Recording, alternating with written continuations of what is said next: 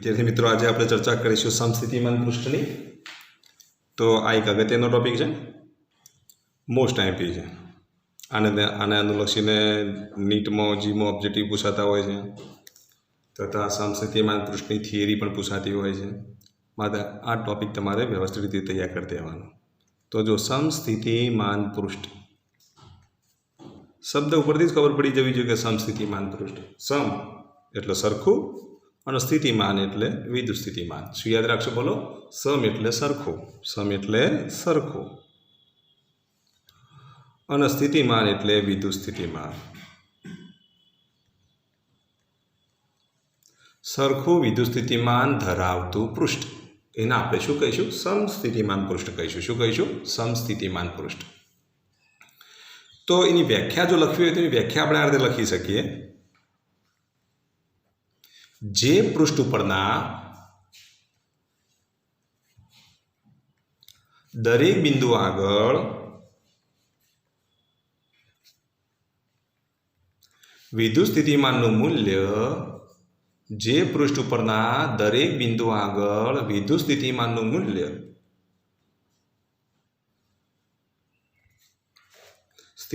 मूल्य समान होय तेवा पृष्ठने समस्थितिमान पृष्ठ कहे छे।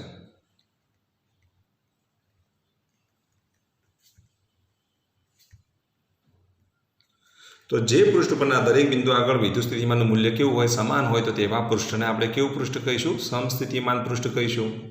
હવે આવું જો સમસ્થિતિમાન પૃષ્ઠ જો તમારે દોરવું હોય તો તમે દોરી શકો। जो समस्थितिमान पृष्ठ ए केवुं कहेवाय? एक आदर्श कल्पना है, काल्पनिक है, पण विद्युत स्थितिमान केवुं कहेवाय? वास्तविक कहेवाय। पहला चेप्टर में आपणे वात करी हती, विद्युत क्षेत्र रेखा ए शुं कहेवाय? काल्पनिक कहेवाय, पण विद्युत क्षेत्र केवुं कहेवाय? वास्तविक कहेवाय। एवुं अहींया पण समस्थितिमान पृष्ठ ए केवुं कहेवाय? तो काल्पनिक है, परंतु विद्युत स्थितिमान केवुं छे? वास्तविक है। तो आ खास याद राखजो, समस्थितिमान पृष्ठ काल्पनिक है, परंतु विद्युत स्थितिमान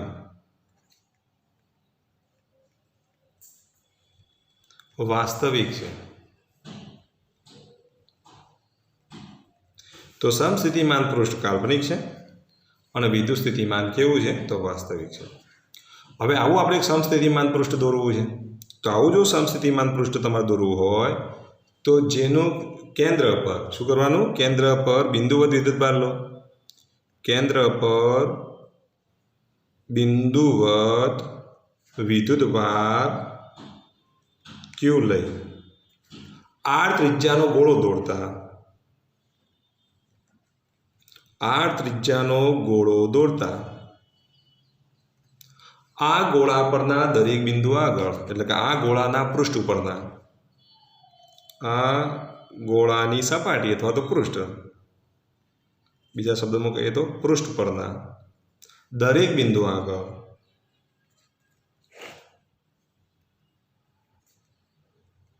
विद्युत स्थितिमान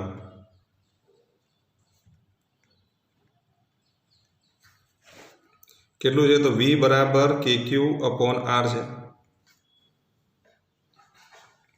तो दरेक बिंदु आगळ विद्युत स्थितिमान केटलुं छे? तो V बराबर KQ अपॉन R छे। तो जो अहींया ध्यान आपो, आ बिंदुवत विद्युतभार Q आपणे R त्रिज्यानो गोळो दौरीए तो R त्रिज्यानो गोळो, आ गोळा पर दरेक बिंदु अहींया आपणे बिंदु P लईए अथवा तो बिंदु A लईए, अंतर केटलुं लईए? तो R लईए। बिंदुवत विद्युतभारथी R अंतरे मळता विद्युत स्थितिमान आपणे जो दर्शावीए तो VA बराबर शुं लखीशुं? KQ upon R।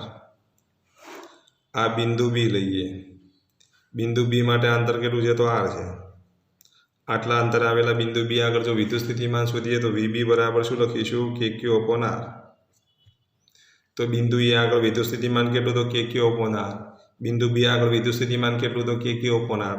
आपणे आवो एक R त्रिज्यानो गोळो दौर्यो, केंद्र पर बिंदुवत विद्युतभार क्यू मूकी दीधो और R त्रिज्यानो आपणे गोळो दौरी दीधो। हवे R त्रिज्याना गोळा परना दरेक बिंदु आगळ विद्युत स्थितिमान तमने आटલું મળે છે। आम तमे जुदा जुदा बिंदुओने ध्यानमां लो આમ જુદા જુદા બિંદુ આગળ વિદ્યુત સ્થિતિમાનનું મૂલ્ય કેટલું મળશે? તો KQ/R મળે છે. એનો મતલબ એ થયો કે VA આગળ જેટલું વિદ્યુત સ્થિતિમાન છે એટલું જ VB આગળ છે. એવું જ અહીંયા આપણે બિંદુ C લઈએ તો VC આગળ છે. દરેક બિંદુ આગળ વિદ્યુત સ્થિતિમાન કેટલું મળ્યું? તો KQ/R મળ્યું. હવે દરેક બિંદુ આગળ જો વિદ્યુત સ્થિતિમાન સમાન મળ્યો તો પછી આ પૃષ્ઠને, આ ગોળાના પૃષ્ઠને આપણે શું કહીશું? તો આ ગોળાના પૃષ્ઠને સમસ્થિતિમાન પૃષ્ઠ કહે છે.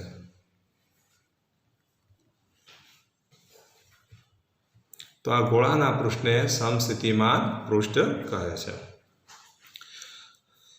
તો કોઈ પણ કેન્દ્ર પર આપણે Q વિદ્યુતભાર લઈએ, R ત્રિજ્યાનો જે ગોળો હતો ને એને આપણે શું કહીશું? તો R ત્રિજ્યાના ગોળા પરના દરેક બિંદુ આગળ વિદ્યુત સ્થિતિમાન સમાન મળે છે, માટે આપણે એને શું કહીશું? સમસ્થિતિમાન પૃષ્ઠ કહીશું. હવે જો V અને VB ના મૂલ્યો સમાન છે, હવે VA બરાબર VB હોય તો પછી આપણે આવું લખી શકીએ VB minus VA is equal two 0. એટલે કે સમસ્થિતિમાન પૃષ્ઠ માટે વિદ્યુત સ્થિતિમાનનો તફાવત કેટલો થાય? તો સમસ્થિતિમાન પૃષ્ઠ માટે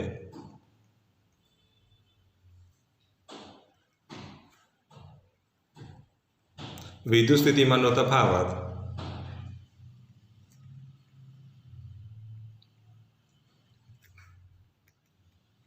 કેટલો થશે? તો 0 છે. અને વિદ્યુત સ્થિતિમાનનો તફાવત 0 છે માટે એકમ ધન વિદ્યુતભાર, વિદ્યુત સ્થિતિમાનનો તફાવત એ શું દર્શાવે છે? એકમ ધન વિદ્યુતભાર પર થતું કાર્ય છે. તો આમ એકમ ધન વિદ્યુતભાર પર થતું કાર્ય કેટલું છે? 0 છે.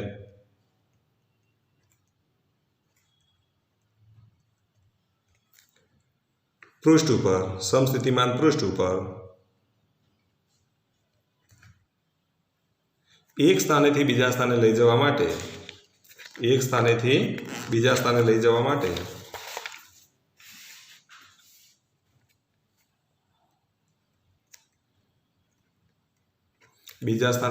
માટે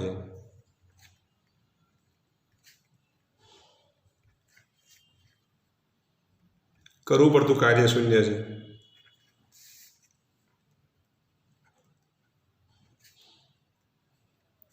તો સમસ્થિતિમાન પૃષ્ઠ ઉપર એક Q વિદ્યુતભારને પણ તમે એ સ્થાનેથી બીજા સ્થાને લઈ જાઓ તો પણ કરવું પડતું કાર્ય કેટલું? 0. એકમ ધન વિદ્યુતભારને એક સ્થાનેથી બીજા સ્થાને લઈ જાઓ તો કરવું પડતું કાર્ય કેટલું? 0. તો આટલું યાદ રાખવાનું.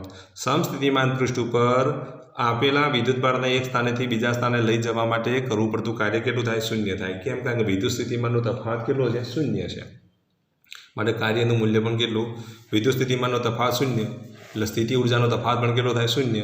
અને સ્થિતિ ઉર્જાનો તફાવત જો 0 થાય તો કાર્ય પણ કેટલું થાય? 0 થાય. કારણ કે તમને ખબર છે કાર્ય W બરાબર શું લખીશું? Delta U. અને ડેલ્ટા U બરાબર શું લખાય? Q into delta V. હવે Q ઇન્ટુ ડેલ્ટા Vની જગ્યાએ 0 મૂકી દઉં તો કાર્યનું મૂલ્ય કેટલું થાય? 0 થાય. જો તમારે યાદ રાખવું હોય તો તમે આ રીતે યાદ રાખી શકો. તો આમ સમસ્થિતિમાન પૃષ્ઠનું પર થતું કાર્ય 0 થયું. ચલો, ખબર પડી એટલા સુધી? કમ્પ્લીટ થઈ? ઓકે. હવે આપણે આગળ વધીએ.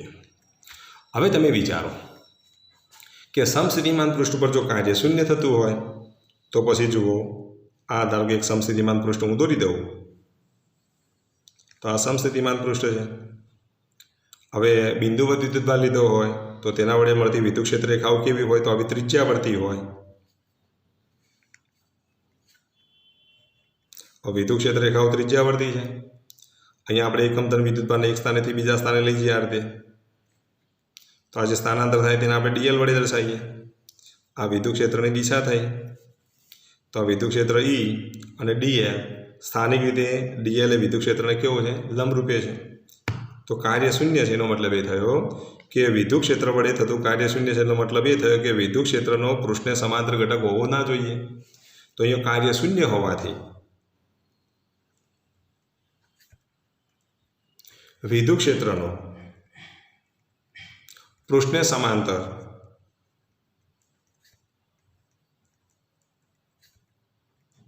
ઘટક 0 છે. અને વિદ્યુત ક્ષેત્રનો કાર્ય 0 હોવાથી તમે શું કહી શકો કે વિદ્યુત ક્ષેત્રનો પૃષ્ઠને સમાંતર ઘટક 0 છે. અને વિદ્યુત ક્ષેત્રનો પૃષ્ઠને સમાંતર ઘટક 0 છે એનો મતલબ એ થયો કે વિદ્યુત ક્ષેત્રનો કયો ઘટક હાજર હોવો જોઈએ? તો લંબ ઘટક જ હાજર હોવો જોઈએ. તો વિદ્યુત ક્ષેત્રનો લંબ ઘટક જ હાજર છે. તો વિદ્યુત ક્ષેત્રનો લંબ ઘટક જ હોય છે. પૃષ્ઠ ઉપર લંબ ઘટક જ હોય છે.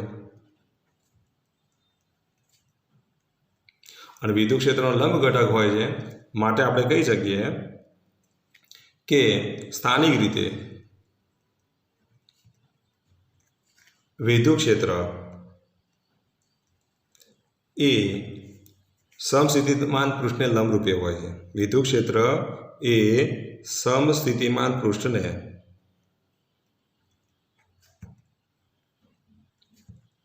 લંબરૂપે હોય છે. જો સમજવું હોય ને તો આ સમજૂતી તમે એક્ઝામમાં નહીં લખો ચાલશે, પણ અત્યારે સમજી લો આટલું. તેની આપણે સમજૂતી આપીને તો આ રીતે જો ડબલ્યુ બરાબર 0 લખ્યું કે નહીં, ડબલ્યુ બરાબર 0, તો આના માટે ઇન્ટિગ્રેશન ઈ ઇન્ટુ ડીએલ લખાય કે નહીં, કાર્ય એટલે 0, અને ઈ ઇન્ટુ ડીએલ કાર્ય 0, તો ઈ ડીએલ કોસ 0 કોસ થીટા લખાય કે નહીં. તો એનો મતલબ જો સ્થાનિક રીતે કહીએ તો તો વિદ્યુત ક્ષેત્ર તો શૂન્ય છે. જુઓ, વિદ્યુત ક્ષેત્ર શૂન્ય નથી ને, તો આ ક્ષેત્ર રેખા દોરી કે ના દોરી, એટલે વિદ્યુત ક્ષેત્ર તો શૂન્ય નથી.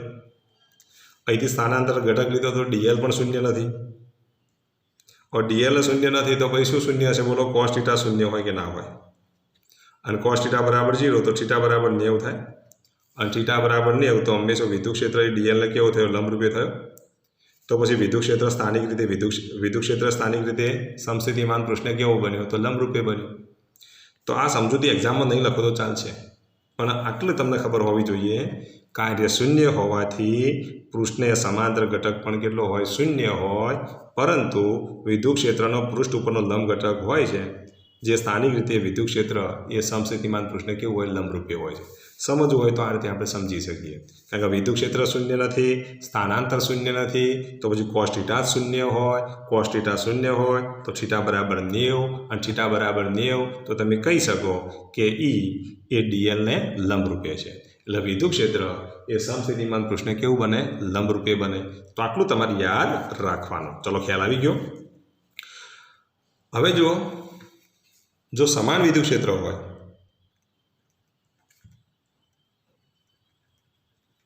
તો સમાન વિદ્યુત ક્ષેત્ર માટે આટલું યાદ રાખો. સમસ્થિતિમાન પૃષ્ઠ કેવું હોય, સમાન વિદ્યુત ક્ષેત્રની ક્ષેત્રરેખાઓ તમને ખબર છે, આપણે આ રીતે દોરીએ છીએ. વિદ્યુત ક્ષેત્રના સદિશો એકબીજાને કેવા હોય, સમાંતર હોય. તો આવું જે ક્ષેત્ર છે એને આપણે કેવું ક્ષેત્ર કહીશું, સમાન વિદ્યુત ક્ષેત્ર કહીશું. જો આવું સમાન વિદ્યુત ક્ષેત્ર હોય તો તેમાં જો સમસ્થિતિમાન પૃષ્ઠ જો દોરવામાં આવે તો એ સમસ્થિતિમાન પૃષ્ઠ કેવું હોય બોલો, ક્ષેત્રને લંબરૂપે હોય. કેવું હોય, ક્ષેત્રને લંબરૂપે હોય. જો આવું સમાન વિદ્યુત ક્ષેત્ર જો હોય તો એના માટે સમસ્થિતિમાન પૃષ્ઠ કેવું આવશે, તો ક્ષેત્રને લંબરૂપે આવશે. તો સમાન વિદ્યુત ક્ષેત્ર માટે સમસ્થિતિમાન પૃષ્ઠ એ વિદ્યુત ક્ષેત્રને કેવું હોય, લંબરૂપે હોય છે. કેવું હોય છે, લંબરૂપે હોય છે. સમસ્થિતિમાન પૃષ્ઠ કેવું હોય બોલો, સમાંતર હોય છે. કેવું હોય છે, એનો આકાર જો લઈએ તો કેવું હોય, તો સમતલ આકારનો હોય છે. આકાર સમતલ આકાર, બરોબર. અને સમસ્થિતિમાન પૃષ્ઠ એકબીજાને કેવા હોય, સમાંતર હોય છે.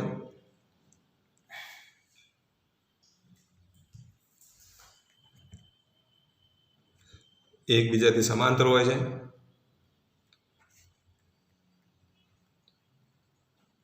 તો સમસ્થિતિમાન પૃષ્ઠ એકબીજાને સમાંતર હોય છે. કેવા આકારના હોય છે, તો સમતલ આકારના હોય છે. એકબીજાને સમાંતર હોય છે અને સમાન લંબ અંતરે આવેલા હોય. ધારો કે ત્રીજું અહીંયા દોરું ને,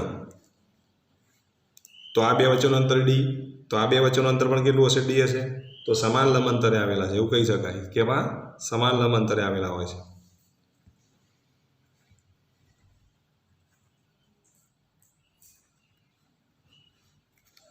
તો આટલું તમારે યાદ રાખવાનું.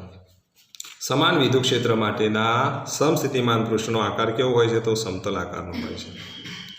બિંદુવત વિદ્યુતભાર વડે મળતા વિદ્યુત ક્ષેત્રની જો વાત કરીએ તો બિંદુવત વિદ્યુતભાર વડે મળતું જે વિદ્યુત ક્ષેત્ર જે છે તેના માટે આકાર કેવો હશે બોલો, તો બિંદુવત વિદ્યુતભાર વડે મળતા વિદ્યુત ક્ષેત્ર માટે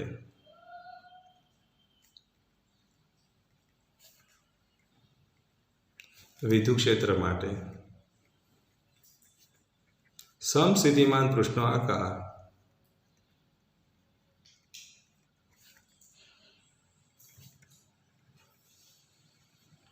ગોળાકાર હોય છે.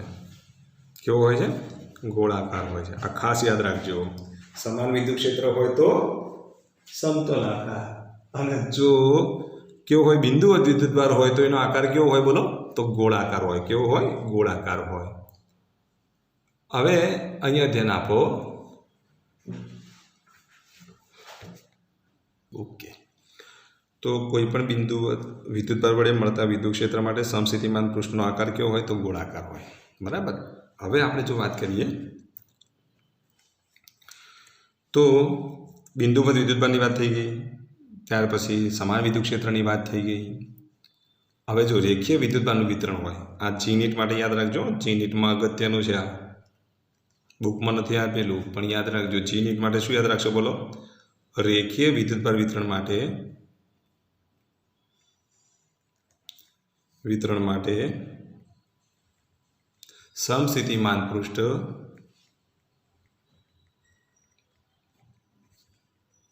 નળાકાર હોય છે. કેવા હોય છે? નળાકાર હોય છે. ધારો કે આ રેખીય વિદ્યુતભાર વિતરણ છે, આના પર હું આ રીતે વિદ્યુતભાર મૂક્યો હોય તો આના વડે મળતું સમસ્થિતિમાન પૃષ્ઠ આ રીતે દોરાય, નળાકાર. આ રીતે સમસ્થિતિમાન જો પૃષ્ઠ દોરીએ તો આ જે નળાકારની જે વક્ર સપાટી છે ને એ શું મળશે? બોલો. આપણને સમસ્થિતિમાન પૃષ્ઠ મળે. શું મળે? સમસ્થિતિમાન. તો આ અનંત લંબાઈનો રેખીય તાર આપેલો હોય, તેના પર વિદ્યુતભારનું વિતરણ થયેલું હોય તો તેના વડે મળતું સમસ્થિતિમાન પૃષ્ઠ કેવું હોય? તો સમસ્થિતિમાન પૃષ્ઠ નળાકાર હોય છે.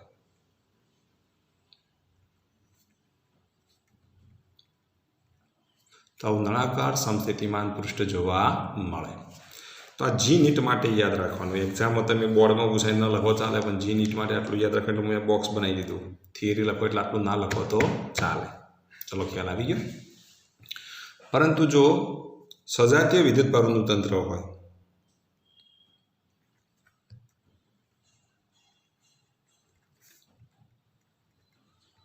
તો જો સજાતીય વિદ્યુતભારોનું તંત્ર આપેલું હોય તો સજાતીય વિદ્યુતભારોના તંત્ર માટે ધારો કે અહીંયા હું ધન વિદ્યુતભાર લઉં, બીજો પણ અહીંયા ધન વિદ્યુતભાર લઉં. ધન વચ્ચે શું લાગશે? અપાકર્ષણ બળ લાગે.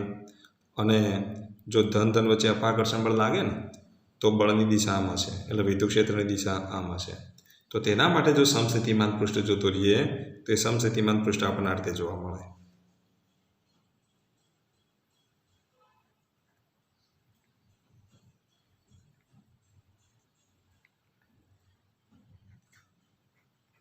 જો બળ વધુ હશે ત્યાં વિદ્યુત સ્થિતિમાન કેવું છે? બળ વધુ હોય તો કાર્ય વધુ હોય, કાર્ય વધુ હોય ત્યાં સમસ્થિતિમાન પૃષ્ઠ નજીક ગોઠવાયેલા હોય.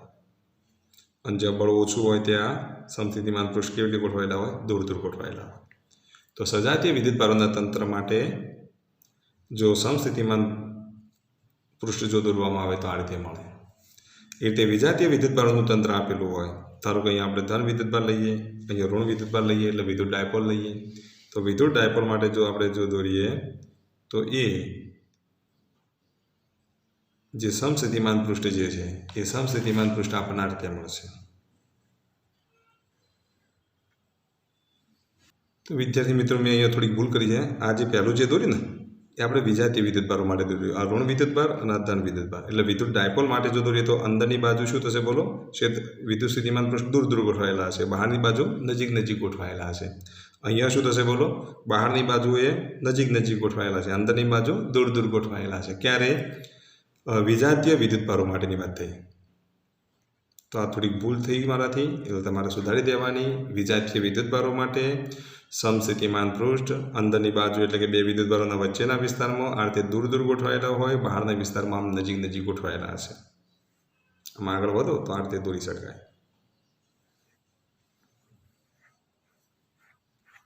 ચલો, ખ્યાલ આવી ગયો. એ રીતે જો સજાતીય વિદ્યુતભારોનું તંત્ર હોય તો એના માટે આપણે જો સમસ્થિતિમાન પૃષ્ઠ દોરીએ તો આ રીતે દોરાય. આ ધન વિદ્યુતભાર, આ પણ ધન વિદ્યુતભાર. તો વિજાતીય વિદ્યુતભારોના જે રીતે દોર્યા એનાથી ઊંધું દોરવાનું. શું દોરશો? બોલો. પેલામાં શું હતું? બહારની બાજુ નજીક હતા, તો આ અંદરની બાજુ શું હશે? નજીક હશે. અને બહારની બાજુ આ રીતે દૂર ગોઠવાયેલા હશે.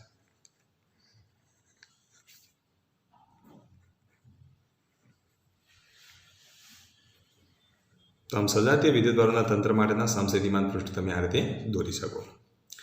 હવે આપણે બીજી એક અગત્યની થિયરીની વાત કરીશું. તો વિદ્યુત ક્ષેત્ર અને વિદ્યુત સ્થિતિમાન વચ્ચેનો સંબંધ. વિદ્યુત ક્ષેત્ર અને વિદ્યુત સ્થિતિમાન વચ્ચેનો સંબંધ.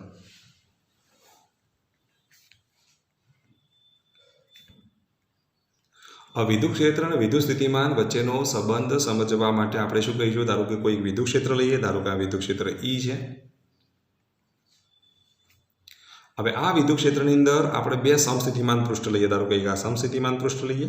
ધારો કે આ એક સમસ્થિતિમાન પૃષ્ઠ આવા આકારનું છે. એની નજીકમાં આપણે બીજું એક સમસ્થિતિમાન પૃષ્ઠ ગોઠવી દઈએ. તો એની નજીકમાં બીજું એક સમસ્થિતિમાન પૃષ્ઠ છે.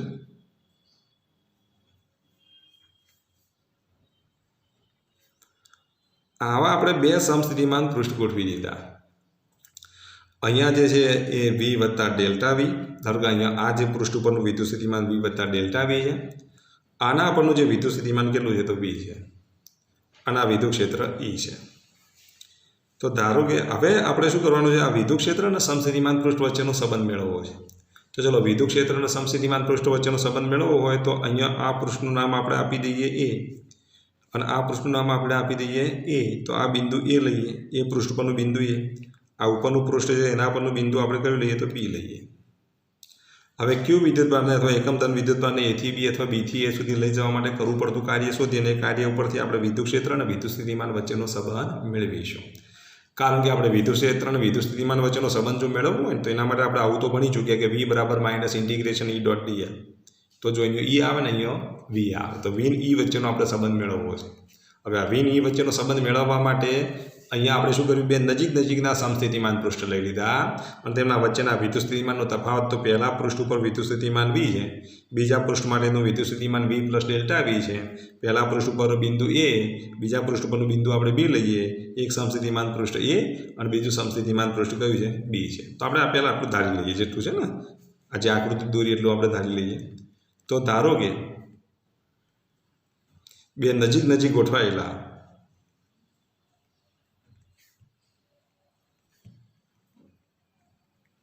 બે નજીક ગોઠવાયેલા સમસ્થિતિમાન પૃષ્ઠો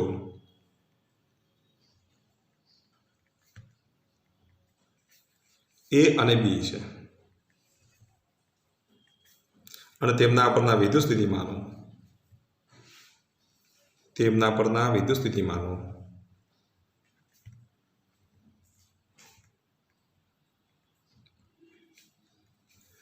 વી અને વી પ્લસ ડેલ્ટા વી છે. અને એ અને બી વચ્ચેનું અંતર ધારો કે અહીંયા આપણે બિંદુ પી લઈએ ને, બી ઉપરનું બિંદુ પી લઈએ તો એ અને પી વચ્ચેનું અંતર આપણે લઈએ, અથવા તો પહેલાં વિદ્યુત ક્ષેત્ર વિશે લખી દઈએ. તથા આ બંને સમસ્થિતિમાન પૃષ્ઠો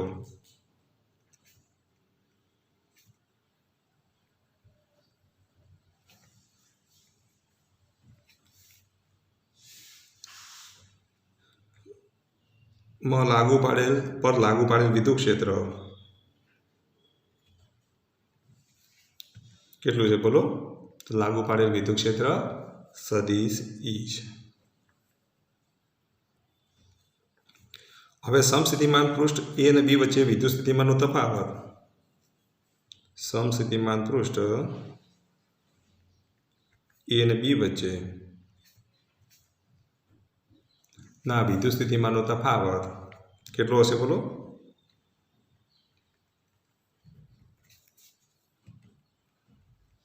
તો અહીંયા વી લખ્યું છે, અહીંયા વી પ્લસ ડેલ્ટા વી લખેલ છે. તો વી પ્લસ ડેલ્ટા વીમાંથી વી બાદ કરીએ તો કેટલું થાય બોલો?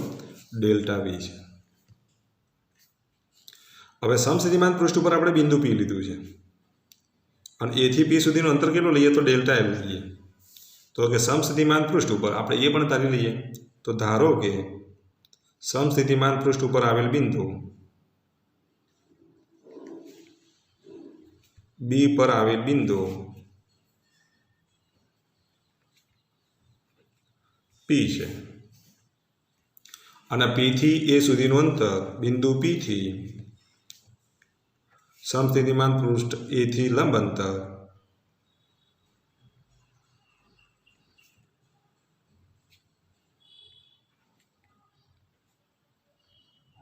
ડેલ્ટા એલ છે. હવે તમને એમ થાય કે ડેલ્ટા એલ કેમ લીધા, ડેલ્ટા વી કેમ લીધા? તો એનું એક જ કારણ છે કે અહીંયા આપણે સૂત્ર જે વાપર્યું છે ને, વી બરાબર minus integration into dl. Delta V લઈએ ને તો એક જ ભાગ કહેવાય, એક ભાગ માટે આ સંકલનની જરૂર નથી. આ સંકલન દૂર કરવા માટે આટલું આપણે કર્યું. બે નજીકના સમસ્થિતિમાન પૃષ્ઠ લીધા, અંતરે બહુ નાનું લઈ લીધું, અને બે નજીકના સમસ્થિતિમાન પૃષ્ઠ માટે જો ડેલ્ટા વી લેવામાં આવે તો પછી સંકલન કરવાની જરૂર નથી. સંકલન એટલે એક કરતો વધારે ભાગોનો સરવાળો કરવો હોય તો સંકલન વપરાય, પણ એક ભાગનું સંકલન કેટલું થાય? તો કોઈ સંકલનની કોઈ જરૂર ખરી? એકનો સરવાળો તો એક જ થાય, તો એના માટે સંકલનની કોઈ જરૂર નથી. પણ ઘણા બધા જો ભાગ હોય તો એ બધાનો સરવાળો કરવો હોય તો એ વખતે શું કરવું પડે? સંકલન કરવું પડે. તો આ સંકલનમાંથી મુક્તિ મેળવવા માટે આ બધું આપણે કર્યું. શું કર્યું? સંકલનમાંથી મુક્તિ મેળવવા માટે બિંદુ પીનું સમસ્થિતિમાન પૃષ્ઠ એથી લંબ અંતર કેટલું લીધું? અતિ સૂક્ષ્મ ડેલ્ટા એલ લીધું. તો વિદ્યુત સ્થિતિમાનમાં તો ફેરફાર પણ કેટલો છે? તો ડેલ્ટા વી છે.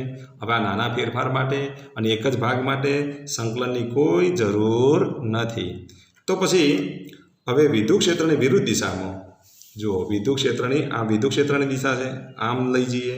વિદ્યુત ક્ષેત્રની વિરુદ્ધ દિશામાં એકમ ધન વિદ્યુતભારને બિંદુ પીથી એ સુધી લઈ જતા કેટલું કાર્ય થાય એ શોધી કાઢીએ. કારણ કે વિદ્યુત સ્થિતિમાનનો તફાવત એટલે તમને ખબર છે એકમ ધન વિદ્યુતભાર ઉપર થતું કાર્ય, તો એ કાર્ય હવે શોધીએ. તો વિદ્યુત ક્ષેત્રની વિરુદ્ધ દિશામાં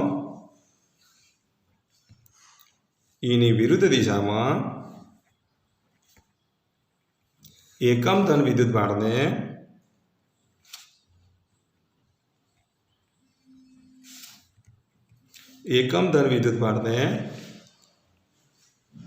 પી થી એ સુધી લઈ જતા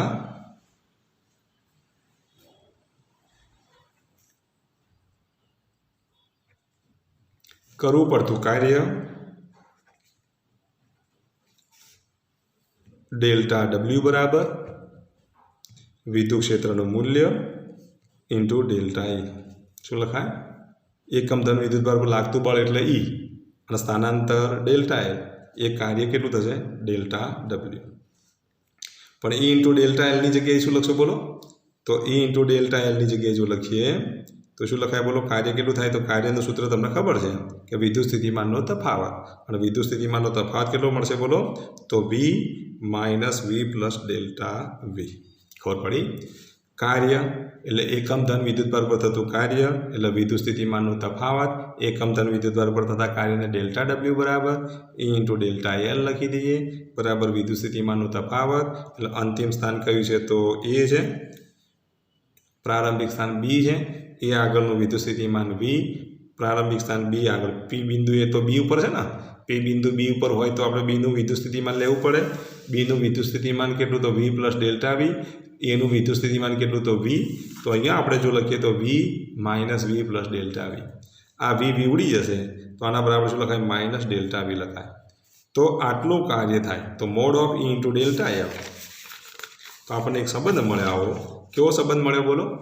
તો જુઓ અહીંયા મોડ ઇન્ટુ ડેલ્ટા એલ, તો mod of E into delta L is equal to શું મળશે? Minus delta V. શું મળશે? Minus delta V. તો therefore mod of delta E, તો સોરી મોડ ઓફ ઈ બરાબર માઇનસ ડેલ્ટા વી અપોન શું લખીશું? ડેલ્ટા એલ લખીશું. ચલો ખ્યાલ આવી ગયો. હવે જુઓ ડેલ્ટા વી ઋણ હોવાથી અહીંયા ડેલ્ટા વીનું મૂલ્ય ઋણ મળ્યું ને. કેમ ઋણ મળ્યું? કે ઊંચા વિદ્યુત સ્થિતિમાનથી નીચા વિદ્યુત સ્થિતિમાન આપણે પસંદ કર્યું. વિદ્યુત ક્ષેત્રની વિરુદ્ધ દિશા છે એટલે આ નિશાની કેવી આવી? માઇનસ આવી.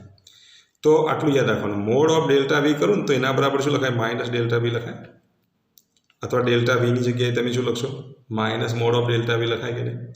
તો પછી માઇનસ ડેલ્ટા વીની જગ્યાએ મોડ ઓફ ડેલ્ટા વી તમે લખો તો પછી મોડ ઓફ ઈ બરાબર શું લખીશું? Mod of delta V upon delta L. જ્યારે મૂલ્યની જરૂર હોય ત્યારે માઇનસ નિશાનીને ધ્યાનમાં લેવી નહીં. ટૂંકમાં મોડ કરો એટલે પ્લસ થઈ જાય એવું યાદ રાખો તમે તારે. તો મોડ ઓફ ઈ બરાબર minus delta V upon delta L. આનો મોડ કરી દઈએ તો મોડ ઓફ ઈ બરાબર mod of delta V upon delta L. ચલો આ યાદ રહેશે તમને. તો આ મૂલ્ય થયું વિદ્યુત ક્ષેત્ર અને વિદ્યુત સ્થિતિમાન વચ્ચેના સંબંધ દર્શાવતું આ મૂલ્ય થયું. જ્યારે આ જે વિદ્યુત ક્ષેત્ર સાથે આ માઇનસ નિશાની શું દર્શાવે છે? તો ઋણ ચિહ્ન. વિદ્યુત ક્ષેત્રની દિશામાં વિદ્યુત સ્થિતિમાન ઘટે છે. વિદ્યુત ક્ષેત્રની દિશામાં વિદ્યુત સ્થિતિમાન ઘટે છે એવું પણ તમે કહી શકો. વિદ્યુત ક્ષેત્રની દિશામાં વિદ્યુત સ્થિતિમાન ઘટે છે. હવે આના પરથી મહત્વના બે મુદ્દાઓની આપણે ચર્ચા કરી. તો મહત્વના બે મુદ્દાઓ, એક મુદ્દો કયો? તો પહેલો મુદ્દો એ છે કે જે દિશામાં વિદ્યુત સ્થિતિમાનનો ઘટાડો સૌથી વધારે થતો હોય, વિદ્યુત સ્થિતિમાનનો ઘટાડો છે તે દિશામાં વિદ્યુત ક્ષેત્ર હોય.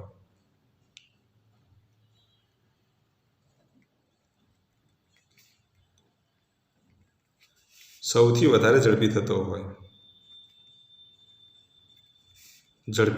હોય તે દિશામાં વિદ્યુત ક્ષેત્ર હોય.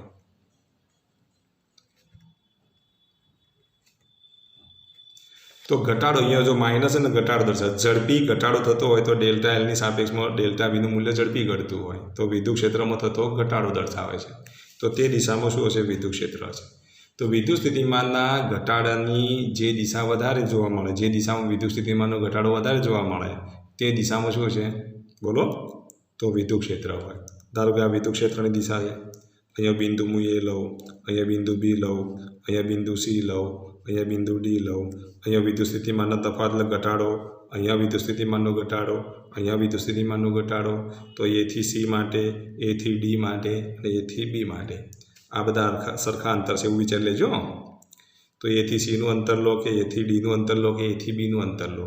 ઘટાડો સૌથી વધારે તમને ક્યાં જોવા મળશે? તો એથી બીમાં તમને વધારે ઘટાડો જોવા મળે અને એથી બીમાં વધારે ઘટાડો જોવા મળશે. એનો મતલબ એ થયો કે વિદ્યુત સ્થિતિમાનનો ઘટાડો જે દિશામાં વધારે હોય તે દિશામાં વિદ્યુત ક્ષેત્ર હોય. તો વિદ્યુત ક્ષેત્રની દિશા કઈ કહેવાય? એથી બી કહેવાય. કઈ કહેવાય? એથી બી કહેવાય. તો આટલું યાદ રાખવાનું. તો હવે જુદા જુદા બિંદુઓ આપેલા હોય અને વિદ્યુત સ્થિતિમાનનો ઘટાડો આપેલો હોય અને પછી તમારે જોવાનું કે જેમાં સૌથી વધારે ઝડપી ઘટાડો થતો હોય એ દિશામાં શું હશે? તો વિદ્યુત ક્ષેત્ર હશે. હવે કોઈ પણ બિંદુએ, બીજો આપણે જો મુદ્દો લખીએ તો કોઈ પણ બિંદુએ વિદ્યુત ક્ષેત્રનું માન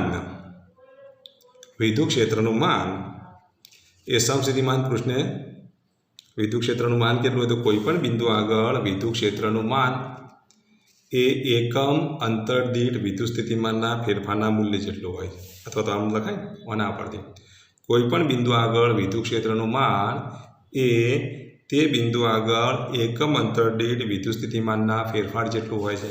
તો આના પરથી તમે લખી શકો. બરાબર. આમ જો વ્યવસ્થિત લખો તો આના પરથી તમે લખો. જો અહીંયા હું એક લઈ લઉં. તો કોઈ પણ બિંદુ આગળ વિદ્યુત ક્ષેત્રનું માન એ એકમ અંતર દીઠ વિદ્યુત સ્થિતિમાનના તફાવત જેટલું હોય છે. તો કોઈ પણ બિંદુ આગળ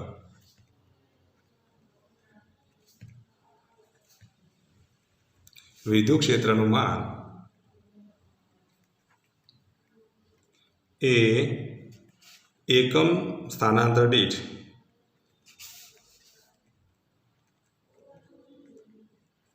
વિદ્યુત સ્થિતિમાનના તફાવત જેટલું હોય છે, વિદ્યુત સ્થિતિમાનના ફેરફાર જેટલું હોય છે.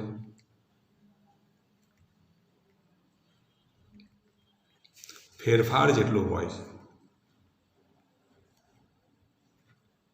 કેટલું હોય છે? વિદ્યુત સ્થિતિમાનના ફેરફાર જેટલું હોય છે. આમ વિદ્યુત સ્થિતિમાનનો વિદ્યુત ક્ષેત્ર વચ્ચેનો સંબંધ તમારે યાદ રાખવાનો. ટૂંકમાં આવા સૂત્રો યાદ રાખવાનું. E બરાબર શું લખીશું? V/D. તો આ મૂલ્ય બતાવે છે. વિદ્યુત ક્ષેત્ર અને વિદ્યુત સ્થિતિમાન વચ્ચેનો સંબંધ દર્શાવે છે. E બરાબર -V/D ની પણ આપણે જરૂર પડશે. આ માઇનસ નિશાની શું દર્શાવે છે? તો વિદ્યુત ક્ષેત્રની દિશામાં વિદ્યુત સ્થિતિમાનનું મૂલ્ય શું થાય છે? ઘટે છે. તો વિદ્યાર્થી મિત્રો આટલું તમારે તૈયાર કરી દેવાનું. આ એક અગત્યનો ટોપિક છે અને અનુલક્ષીને ઘણા બધા ઓબ્જેક્ટિવ પૂછાઈ શકાય. આ વિદ્યુત ક્ષેત્ર અને વિદ્યુત સ્થિતિમાન વચ્ચેનો સંબંધ દર્શાવતું સૂત્ર થયું. દરેકના સૂત્ર તો આવડવું જોઈએ ને આવડવું જ જોઈએ. જો સૂક્ષ્મ ફેરફાર થતો હોય તો એ વખતે આપણે મૂલ્યની જરૂર પડશે આની. તો આ પણ સૂત્ર તમને આવડવું જ જોઈએ. આના ઘણા બધા ઓબ્જેક્ટિવ સોલ્વ કરવાના આવશે. એક રીતે આ માઇનસ નિશાનીવાળું પણ યાદ રાખવાનું. માઇનસ નિશાની શું દર્શાવે છે? વિદ્યુત ક્ષેત્રની દિશામાં વિદ્યુત સ્થિતિમાન ઘટે છે એવું દર્શાવે છે.